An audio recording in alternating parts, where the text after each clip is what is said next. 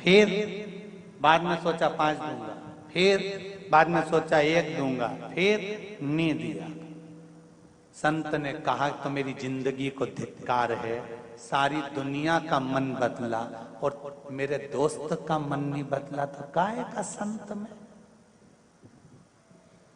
मैं संत किस काम का? सारी दुनिया का मन मैंने बदल दिया पर एक दोस्त का मन नहीं बदल पाया। तो मेरा संतत्व, मेरा संत का भाव, मेरा प्रवचन देना बेकार है। इतने में दोस्त बोला, नहीं रे ऐसी कोई बात नहीं है, मन तो तूने मेरा भी बदला है। जब लाइट गई थी डलिया मेरे सामने ही थी, मैंने सोच लिया था 2 गड्डी निकाल लेता। मैंने सोच लिया था 2 गड्डी निकाल लेता हूं, पर मैंने सोचा नहीं रे बेचारा हॉस्पिटल बनाएगा, मेरा दोस्त कितना प्रवचन देता है, कम से कम अपन नहीं डालें पर निकाले तो नहीं। मन मेरा चेंज हो गया, मैंने नहीं निकाला, मन तो मेरा भी बदला, चेंज तो मैं भी। लोग पूछते महाराज जी प्रवचन से होता क्या है, कथा से होता क्या है, व्यासपीठ पर बैठकर बोलने से होता क्या है, संतों की वाणी सुनाने से होता क्या है, शिव महापुराण सुनने से होता क्या है? मैं निवेदन करूंगा जिंदगी में एक बार शिव महापुराण की कथा दिल लगाकर सुनना। अगर ठेला चला रहे होगे तो 4 व्हीलर गाड़ी भी मेरा परमात्मा ही देता है, ये विश्वास से कहूंगा। और एक बात जरूर कहूंगा, ना तो सियोर वाले महाराज को तंत्र आता है, ना मंत्र आता है, ना विद्या आती है, ना बेल है, ना भभूति है। मेरे पास तो केवल एक विश्वास है। विश्वास मेरे शंकर का है कि वो दुनिया में किसी को खाली नहीं छोड़ता। जब चोर को कुबेर बना सकता है, रावण को लंका दे सकता है, भस्मासुर को कंकण दे सकता है, तो क्या हमको नहीं दे सकता है? बस शिव की आराधना करना, इस मन चित्त और बुद्धि को भ्रम से हटाना और उसकी आराधना में लग जाना। जिस दिन तुमने शंकर के मंदिर जाना चालू कर दिया, उस दिन से तारीख लिख लेना कि इतनी तारीख से शंकर जी पे मैं जल चढ़ा रही हूँ, पशुपति व्रत कर रही हूँ, बेलपत्र चढ़ा रही हूँ, चावल का दाना चढ़ा रही हूँ, मूंग चढ़ा रही हूँ, एक फूल चढ़ा रही हूँ या बेलपत्र। जिस दिन से तुम शिव की आराधना चालू कर दो, उस तारीख से लेकर 3 महीने तक उस तारीख को मिलाने का प्रयास करना कि जिंदगी में संकट आया और कटा कि नहीं कटा, दुख आया मिटा कि नहीं मिटा, और लक्ष्मी की कमी थी तो पेट उसने भरा कि नहीं भरा, वो तारीख निकाल कर रखी। और आज बाहेती परिवार को भी कह रहा हूं, जितना जितना आप शिव महापुराण में ये व्यवस्थाओं में, लोगों को प्रसाद आदि में बिठाने में, पानी पिलाने में या कथा के अंतर्गत जो भी खर्च करो, उसको एक डायरी में लिख कर रखना। आज की तारीख से लेकर कुछ महीने की बाद की तारीख मिलाना कि मेरे शंभू ने वापिस 1000 गुना कर कर लौटाया कि नहीं लौटाया। वो कृपालु, वो दयालु,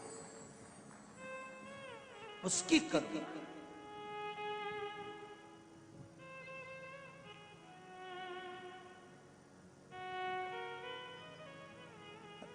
अभी हैदराबाद के ही परिवार ने कथा करवाई थी वहां हरिद्वार में।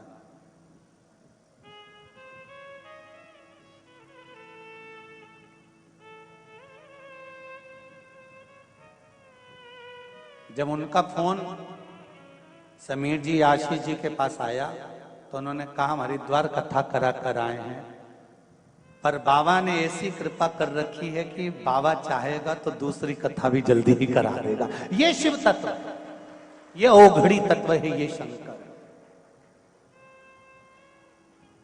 तेरे दर कितना देता है ये, उसकी कृपा कम नहीं। क्या होता है शिव पुराण सुनने से, क्या होता है श्रीमद् भागवत और रामायण सुनने से, क्या होता है घर में अभिषेक और पूजन करने से?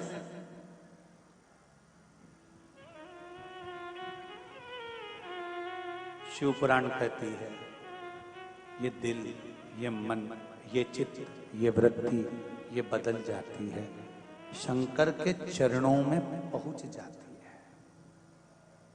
अतापी, व्रतापी, महाभारत के 96 अध्याय में वर्णन आता है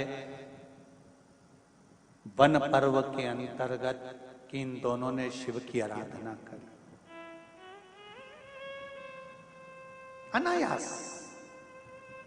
जैसे देवराज ब्राह्मण कुल में जन्म लेने के बाद ब्राह्मण तत्व से दूर था। ब्राह्मण का काम क्या है? शास्त्र पढ़ना, शास्त्र सुनाना, भजन करना, कीर्तन करना, स्मरण करना, पूजन कराना, पाठ कराना, मंत्र जाप करना, संध्या करना।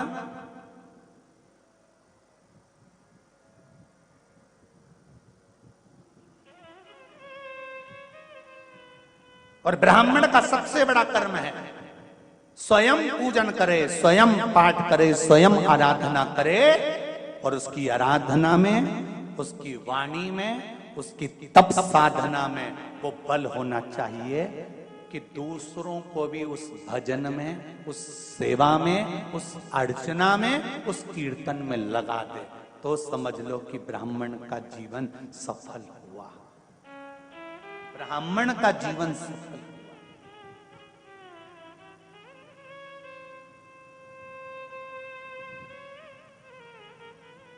शिव मंदिर जाते हो आप लोग? कितने लोग जाते हैं? जरा हाथ उठाओ। सभी जाते हो? बहुत बढ़िया, रखो जरा रखो। धन्यवाद, बहुत बहुत। जाना चाहिए। तेरे मंदिर में आना मेरा काम है और मेरी बिगड़ी बनाना तेरा। जाते रहो। दुख होना तो भी जाना, तकलीफ हो तो भी जाना, शरीर में कष्ट हो तो भी जाना, और प्रसन्न होकर जाना।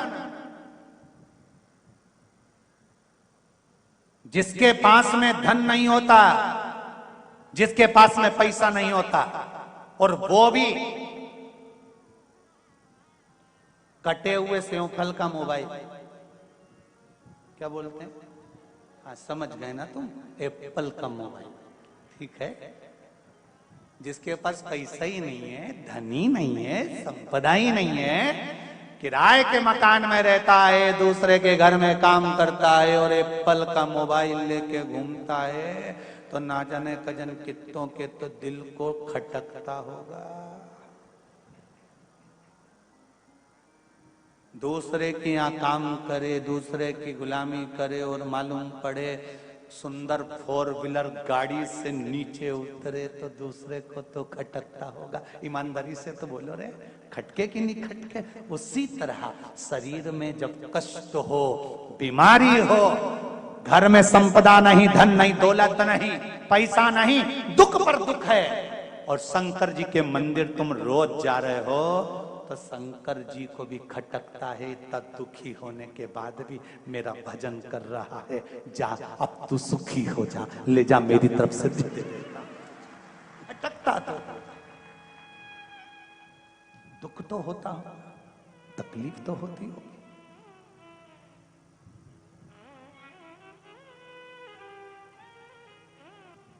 शनि ने बुद्ध से पूछा कि बुद्ध ये बताओ, इन 9 ग्रह देवताओं की आपस में बात चल रही। शनि ने बुद्ध से पूछा, बुद्ध, शंकर जी के मंदिर में शंकर जी का शिवलिंग है, तो मां पार्वती की क्या जरूरत है?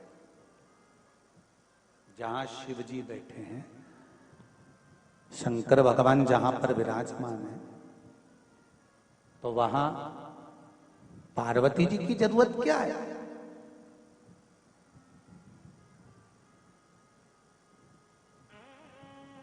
जब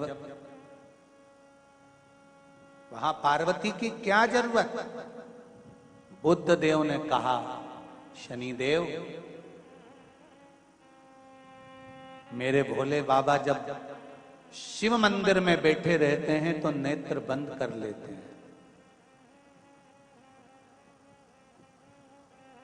पति सर्विस पर जाए, ऑफिस में जाए, नौकरी पर जाए, दुकान पर जाए, घर में तो धर्म पत्नी को रहना पड़ता है ना। कौन आया, कौन गया, नमकीन लाया, कौन बिस्कुट लाया, ये पत्नी पति को रात को बताती है कि वो आए थे, रख कर गए हैं, वो आए थे, देकर गए हैं। शंकर भगवान जब तप साधना में लीन होते हैं, तब केवल एक मात्र शक्ति माँ पार्वती ऐसी होती है, जब भक्त जल चढ़ाता है तो माँ अपने पुत्र की दशा देख लेती है और शंकर भगवान से कह देती है कि इसको ये दुख है, इसके दुख को काट दीजिए। इसलिए माँ का होना जरूरी, माता का होना इसलिए जरूरी है।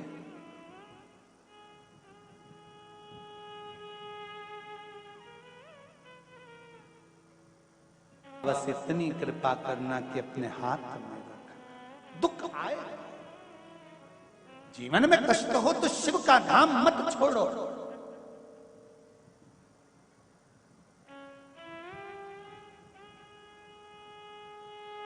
शिव की चौखट मत छोड़ो। ज्यादा तकलीफ हो तो भस्म शंकर को लगाओ और वही भस्म का त्रिपुंड मस्तक पर लगाओ। भस्म भाग्य की रेखा को बदल देती है, भस्म में वो बल होता है।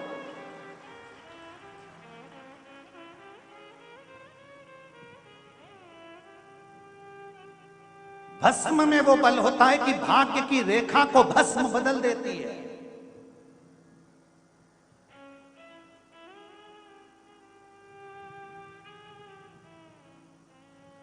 इसलिए नवरात्रे में माता जी की जब आराधना होती है तो वहां पर भी धूप छूटती है, उसमें भी भस्म एकत्रित होती है। उस भस्म को भी लोग पाते हैं। शिव मंदिर जाते हैं, वहां की भी भस्म लोग पाते हैं। दत्त मंदिर जाते हैं, वहां की भी भस्म लोग पाते हैं। गुरु गोरखनाथ जी का दर्शन करने के लिए गोरखपुर जाते हैं, वहां की भी भस्म लोग पाते हैं। संत, साधु, सन्यासी, तपस्वी, साधक जहां तप करते हैं वहां पर धूपाड़ा लगता है, वहां की भी भस्म लोग पाते हैं। वहां की भी भस्म लोग पाते हैं।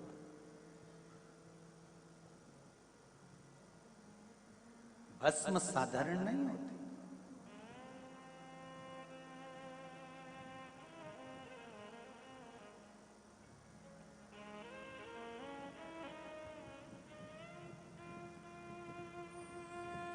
महाराज शिव कृपा कर रहे हैं, शंकर की कथा कर रहे हैं। आतापी व्रतापी इन दोनों ने शिव की आराधना करी। अलग अलग शिवलिंग का निर्माण करना। मणिमती नगर में ये लोग निवास करते थे और मणिमती नगर में रहकर तप साधना करते थे। आतापी के पास में मणिमती नगरी एक ऐसी नगरी थी जहां संपदा की कोई कमी नहीं थी, जहां वैभव पूर्ण था।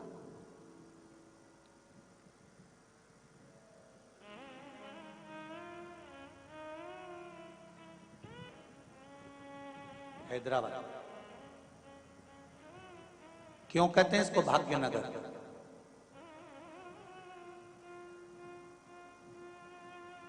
अगर कोई इस नगर में आकर छोटे से छोटा भी काम करता है ना, धीरे धीरे धीरे धीरे माता लक्ष्मी की कृपा इस पर होना प्रारंभ हो जाती है और बाबा भोलेनाथ उसका हाथ पकड़कर उसको आगे बढ़ा ही देता है। इसलिए इसको भाग्यनगर कहते हैं।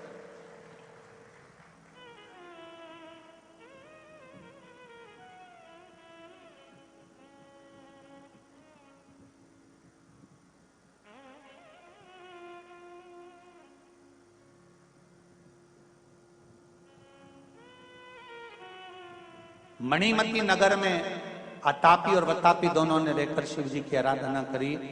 शंकर भगवान प्रसन्न हो गए, मांगो तुम्हें क्या चाहिए। अब देखिए जरा, अगर भगवान से कुछ मांगना है तो दूसरे को कष्ट देने का मत मांगना।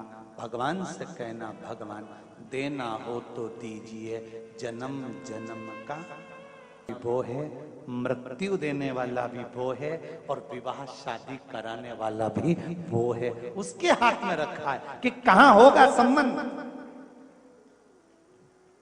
कब प्राण जाएंगे, कब जन्म होगा, कब मृत्यु होगी, ये बहुत साथ आता है।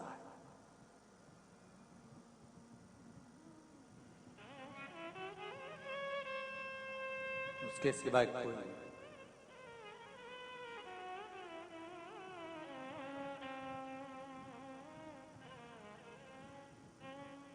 महाराज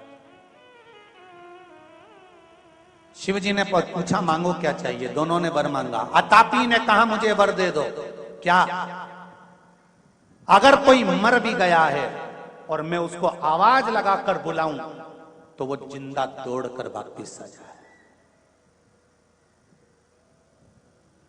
अब शंकर तो शंकर है,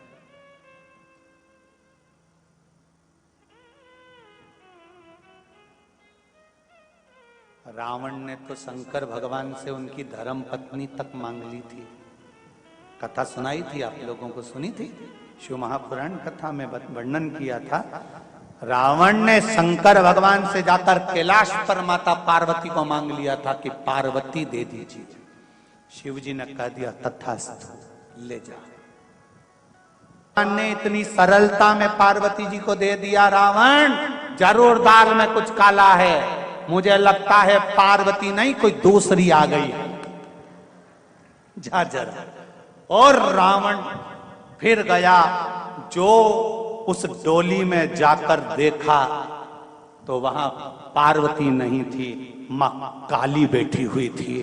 रावण डर गया, शंकर जी के पास भाग कर गया, कहने लगा मुझे नीची है, आप वापिस धर लो। भगवान शंकर ने कहा ये नवरात्रि है, अभी तो तूने एक ही रूप देखा है, चंद्र घंटा और कुसमांडा और कालरात्रि तो देखी ही नहीं है। रावण बोला नीची है, मैं नवरात्रि का व्रत रख लूंगा और इसको नहीं ले। अरे हाथ जोड़ो, इसको वापिस धर, नहीं ले जा तू तो तुझे ले जा।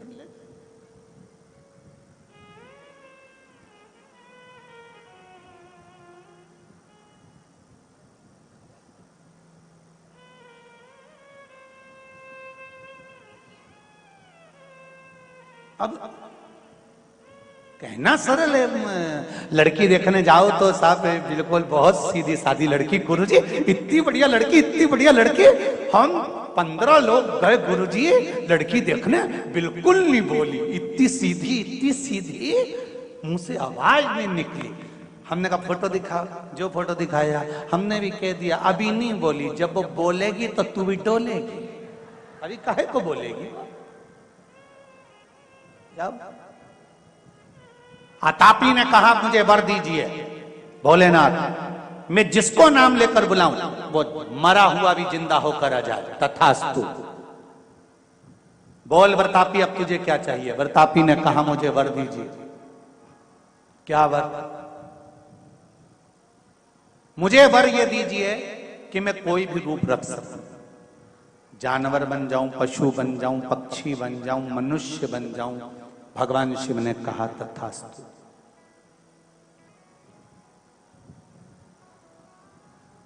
अब ये थे तो असुर, राक्षस, दोनों ने विचार कर लिया, चलो अब अपने घर में संतान नहीं है, किसी एक ऋषि के पास चलते हैं, ब्राह्मण के पास चलते हैं, संत के पास चलते हैं और वहां चलकर ब्राह्मण से संत की कामना करते हैं। शिव जी से वर मांगा, ब्राह्मण के पास पहुंच गए, ब्राह्मण देवता से जाकर कहा कि हमको एक संतान की जरूरत है, हमें आपका पुत्र दे दो। ब्राह्मण ने पुत्र नहीं दिया, इनको क्रोध आ गया। क्रोध आया, जब कुछ पद मिल जाता है तब अहंकार, वाणी बदलने लगती है, नजर आने लगता है कि अब अहंकार सिर पर चढ़ रहा। हमें वर दीजिए, हमारे को पुत्र दीजिए। ब्राह्मण ने पुत्र नहीं दिया। अतापी ने जाकर वतापी से कहा तो चिंता मत कर, अब संत महात्मा ब्राह्मण इनको छोड़ेंगे नहीं।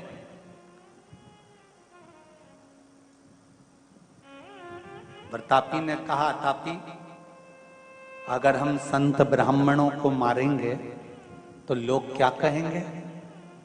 अरे तू क्यों चिंता करता है,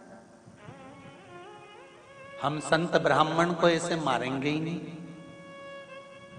क्या करोगे तो फिर? कुछ लीला दूसरी करेंगे।